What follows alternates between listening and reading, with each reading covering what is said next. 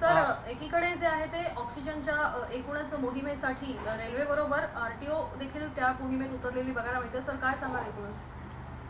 महाराष्ट्रात जो ऑक्सिजनचा तुटवडा जाणवतोय आणि यासाठी महाराष्ट्र सरकार जे ऑक्सिजन ज्या वेगवेगळ्या ठिकाणाहून आपल्याला उपलब्ध होतं आहे त्या ठिकाणून ते ऑक्सिजन आणण्याची जबाबदारी किंवा त्याच्यावरती कोऑर्डिनेट करण्याची जबाबदारी ही परिवहन खात्याची आहे. परिवहन खातं पूर्णपणे याच्यावरती काम करतं आहे. परिवहन आयुक्त स्वतः प्रत्येक ठिकाणी याचं बाबतीतलं प्लॅनिंग जे आहे करायचं आहे ते करतायत आणि मी स्वतः या बाबतीमधली पूर्ण माहिती घेऊन लक्ष ठेवून आहे आणि लवकरात लवकर हे जे आपले टँकर्स आहेत हे रेल्वेच्या माध्यमातून महाराष्ट्रात आणले जातील अशा प्रकारची आमची प्लॅनिंग झालेली आहे आणि मला वाटतं आजपासून कदाचित ते आणण्यासाठी आम्ही आमचे टँकर्स पाठवून देऊ. महाराष्ट्रातल्या अंतर्गत भागामध्ये ऑक्सिजनचा पुरवठा करण्यासाठी ग्रीन कॉरिडॉर करण्यात कारण रेल्वेने देखील ग्रीन कॉरिडॉर नक्कीच याच्या बाबतीतली सगळी रचना तयार आहे. ज्या दिवशी ऑक्सिजन्स आपल्याकडे भरून परत येतील ते ताबडतोब प्रायोरिटीने ज्या ज्या ठिकाणी गरज आहे त्या ठिकाणी पोचण्यासाठी ग्रीन कॉरिडॉर पण केला जाईल जेणेकरून विना अडथळा किंवा विनासायास ते ऑक्सिजनचे टँकर्स इच्छित स्थळी पोचतील. सर एकूण जर बघितलं तर मागच्या वर्षी एकीकडे सरकारकडे आर्थिकदृष्ट्या चणचण भासत होती त्यावेळेस परिवहन खात्यानं पुढे येऊन जवळपास VIP प्लेट्स वगैरे ज्या काही गेलेल्या आहेत त्याच्यामध्ये 15 कोटीचा निधी जो आहे तो तुमच्या विभागाने उभा केलेला आहे. पुन्हा एकदा सांगतो की परिवहन खातं यामध्ये या सगळ्या कोविडच्या परिस्थितीमध्ये अतिशय तत्परतेने काम करतं आहे. 2-3 विषयामध्ये आत्ता आम्ही हाताळतोय.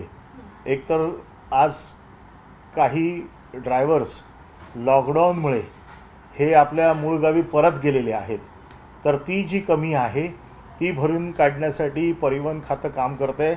आम्ही STचे काही ड्रायव्हर्स देखील तयार करतो आहे की अशी जर आपत्कालीन परिस्थिती निर्माण झाली तर ड्रायव्हर्सची कुठे कमी पडू नये म्हणून काही STच्या ड्रायव्हर्सना आम्ही तयार करून तिथे पाठवण्याची देखील आम्ही तयारी करतो आहे. पण त्याचबरोबर आम्ही आमच्या डिपार्टमेंटतर्फे देखील काही ड्रायव्हर्स हे ह्या टँकर्स चालवण्यासाठी दिलेले आहेत. कुठल्याही परिस्थितीमध्ये टँकर्सच्या जाण्या येण्यामध्ये अडचण होणार नाही याची काळजी परिवहन खातं घेत आहे. पण सर एकीकडे निधी उपलब्ध करून सरकारला मदत देण्याचं काम तुमच्या खात्यानं जे आहे ते केलेलं आहे. या नक्कीच यावेळेला देखील माझं खातं कुठल्याही परिस्थितीमध्ये मागे पडणार नाही. त्याचं कारण असं आहे की या खात्याचा लौकिकच असा आहे की आपण बघताय की गेल्या वर्षी करोनाच्या काळात देखील आपलं टार्गेट पूर्ण करण्याचं काम हे परिवहन खात्याने 104% टार्गेट पूर्ण केलेलं आहे. आम्ही 100% नाही. जे टार्गेट महाराष्ट्राचं महसुलीचं टार्गेट होतं ते 104%ने आम्ही पूर्ण केलेलं आहे. त्यामुळे हे एक अग्रेसर खातं आज महाराष्ट्र सरकारमध्ये आहे आणि म्हणून मला पूर्ण विश्वास आहे की याच्यामध्ये आम्ही काम म्हणजे पूर्ण झोकून देऊन काम करू.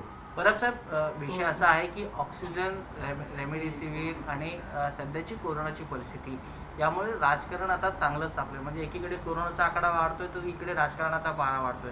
चंद्रकांत पाटील असं म्हणतात की ऑक्सिजन केंद्राने द्यायचं, रेमडेसिवीर केंद्राने द्यायचं, लस केंद्राने द्यायचं, मग राज्य सरकार काय करणार? नाही काही गोष्टी हे बघा याच्यामध्ये केंद्र सरकार आम्ही तर मागितलंच आहे की लस निर्मिती करण्यासाठी आम्हाला परवानगी द्यावी. ज्या गोष्टी केंद्र सरकारच्या हातात आहेत त्या केंद्राकडेच मागणार, दुसऱ्या कोणाकडे मागणार? जर ऑक्सिजन निर्मितीचं किंवा ऑक्सिजन वाटण्याचं रेमडेसिवीर देण्याचा जर अधिकार राज्य सरकारला दिले तर राज्य सरकार केंद्राकडे कशा स्वतः उत्पादन करून राज्य सरकार वाटेल. ज्या गोष्टी केंद्राच्या माध्यमातून येतात त्यांच्या अखत्यारीतनं आमच्याकडे येतात ते आम्ही त्यांच्याचकडे मागणार. ज्या राज्याला परमिशन एकदा जर मिळाले ह्या सगळ्या देण्याच्या जी मागणी आम्ही वारंवार करतो आहे की राज्याला देखील परवानगी द्या, ती जर आम्हाला परवानगी मिळाली तर मला असं वाटत नाही की आम्हाला कुठल्या कोणावरती अवलंबून राहावं लागेल. राज्य स्वतः तयार करून त्याचं वाटप करू शकेल. विलेपार्ले पोलीस स्टेशनला भाजपचे विरोधी पक्ष नेते गेले होते, त्यांच्यासोबत काही कार्यकर्ते होते. राज्य सरकार आता त्यांना एक सूचक इशारा देतोय की हे कृत्य तुम्हाला अशोभनीय आहे, या संदर्भात गुन्हा दाखल केला जाऊ शकतो. काय या बाबतीत महाराष्ट्राच्या गृहमंत्र्यांनी काल आपली भूमिका मांडलेली आहे आणि गृहमंत्र्यांनी मांडलेली भूमिका ही सरकारची भूमिका आहे. प्रवीण दरेकर असं म्हणतात की रेमडेसिवीरचा काळा बाजार हा जास्त प्रमाणात वाढलेला आहे, सरकारचा वचक नाही आहे, यावर महाविकास आघाडी कोण बोलत नाही आहे. म्हणूनच मी म्हटलं की या बाबतीमध्ये जी कारवाई करायची आहे ती फूड अँड ड्रग्स आपली कारवाई करते. महाराष्ट्र सरकारचं हे धोरण आहे की काळा बाजार जर कोण करत असेल तर त्याला सोडणार नाही. वेगवेगळ्या ठिकाणी छापे टाकले जात आहेत. कुठेही औषधांचा साठा होतो आहे असं दिसतं आहे तिकडे फूड अँड ड्रग्स पोलीस संयुक्तपणे कारवाई करत आहेत. त्याचबरोबर रेमडेसिवीरवर निर्यात बंदी घातली, परंतु दुसरीकडे मात्र हे उत्पादन करणाऱ्या ज्या कंपन्या आहेत किंवा साठा आहे तो केंद्र सरकारच्या संबंधित त्याच विभागानं त्याच वेळी तो रिलीज करायला पाहिजे होता आणि समसमान वाटप करायला पाहिजे होतं, असं वाटत नाही का? कुठेतरी नाही, याचे जे काही नॉर्म्स ठरलेले असतात त्या नॉर्म्सप्रमाणे हे काम व्हायला पाहिजे. केंद्राचं असेल तर केंद्राकडे जायला पाहिजे, राज्याचे असेल तर राज्याकडे जायला पाहिजे. आपल्याला माहिती आहे रेमडेसिवीर असं ओपन मार्केटमध्ये विकता येत नाही. ते जर तयार झालं तर ते राज्य सरकारकडे आलं पाहिजे किंवा केंद्र सरकारकडे गेलं पाहिजे. हे जे नॉर्म्स आहेत ते नॉर्म्सप्रमाणे सगळ्यांनी काम केलं पाहिजे. जे नॉर्म्सप्रमाणे काम करणार नाही त्यांच्यावरती कारवाई नक्की होणार. शिवसेना नेते संजय राऊत यांनी संसदेच्या 2 दिवसीय विशेष अधिवेशनाची मागणी केली आहे. विरोधक आता म्हणतात की राज्यात देखील अधिवेशन झालं पाहिजे.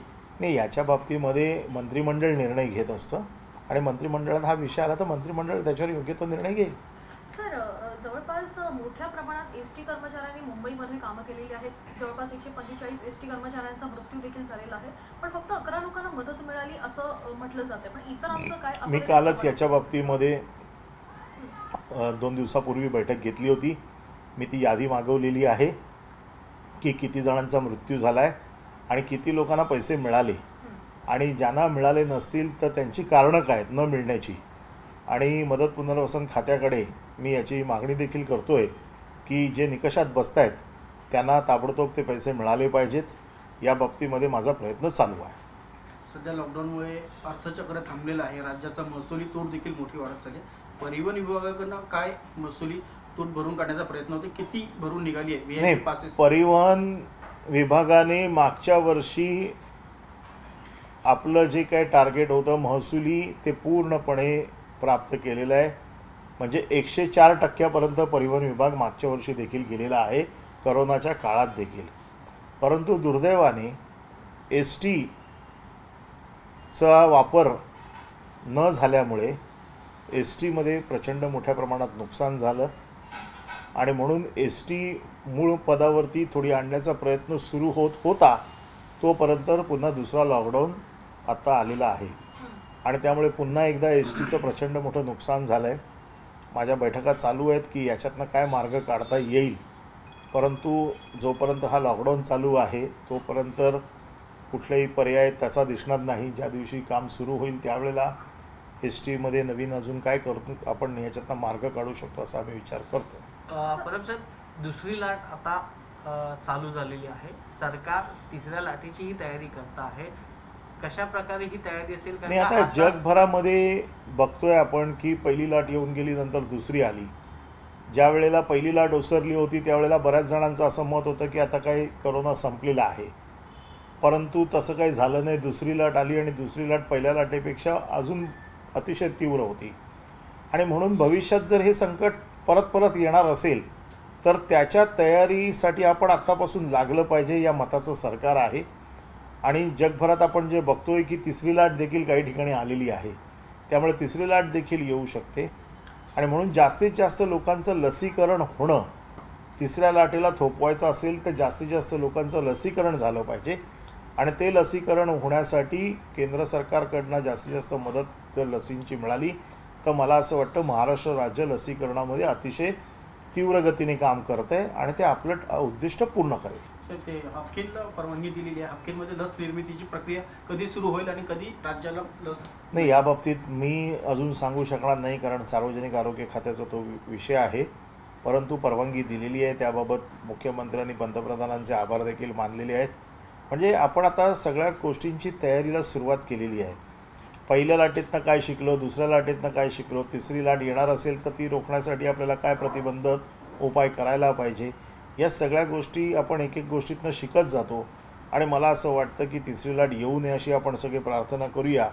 परंतु आली तर त्याच्या बाबतीतले उपाययोजना आपल्याकडे अगोदरपासून तयार असायला पाहिजेत, याच्यासाठी देखील सरकार सतर्क आहे. त्याचबरोबर सर, इतर राज्यांमध्ये महाराष्ट्र सरकार किंवा ज्या प्रकारे कोरोनाच्या आकडेवारीत पारदर्शकता दाखवतं, मृत्यूच्या आकडेवारीत पारदर्शकता दाखवतं, इतर राज्यामध्ये तसं होताना दिसून येत नाही.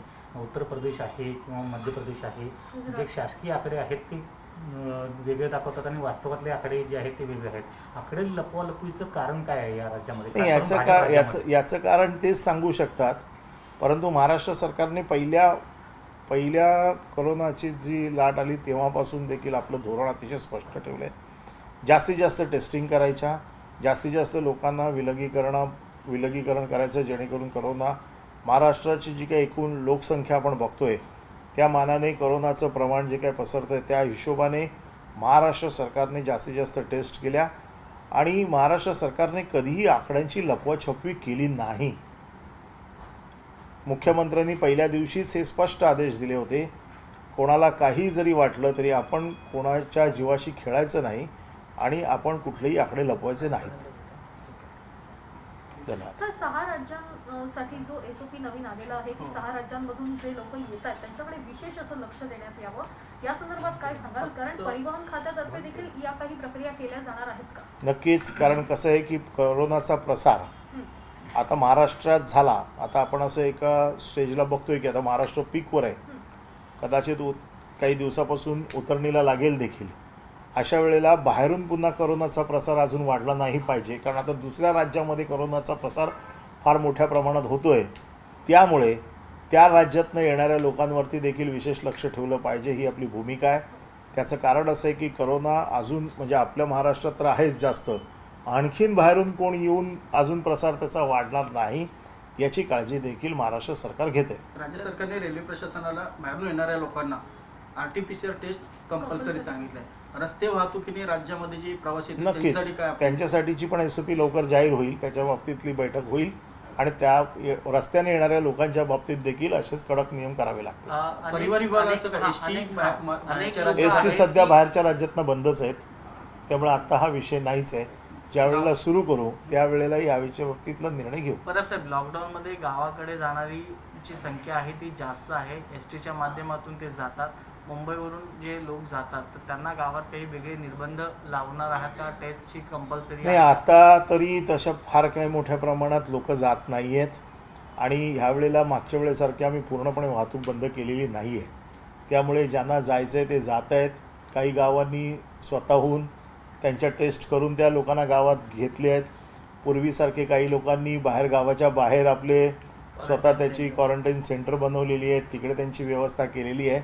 म्हणजे आता लोक स्वतः काळजी घेत आहेत. आणि मागच्या वेळेला अचानक लॉकडाऊन झाल्यामुळे जे होते ते तिथल्या तिथे थांबले होते, त्याच्यामुळे सगळीच गैरसोय झाली होती. परंतु ह्यावेळेची परिस्थिती तशी नाही आहे. परंतु अशी एक शक्यता आहे की हा लॉकडाऊन पुढे एक्सटेंड होण्याची शक्यता दाट व्यक्त केली जाते, कारण का अजूनही लोक थोडीशी बाहेर फिरताना दिसत आहेत. कोरोनाचा आकडा आहे तो वाढतोय. नाही, या बाबतीमध्ये दररोजची परिस्थिती बघून मुख्यमंत्री निर्णय घेतील. आणखी कडक लॉकडाऊन करण्याची गरज वाटत नाही का? कारण सध्या जर नाही, मी म्हटलं ना, दररोजचे आकडे बघून परिस्थितीचा एकंदर अंदाज बघून मुख्यमंत्री आपल्या मंत्रिमंडळातल्या सहकाऱ्यांबरोबर चर्चा करून ह्या बाबतीतला निर्णय घेते. मुंबईच्या उपनगरामध्ये मोठ्या प्रमाणात बेडची आणि ऑक्सिजन बेडची कमतरता जाणवते आहे. आपल्याकडनं काय? नक्कीच बेडची परिस्थिती फार काही चांगली नाही आहे.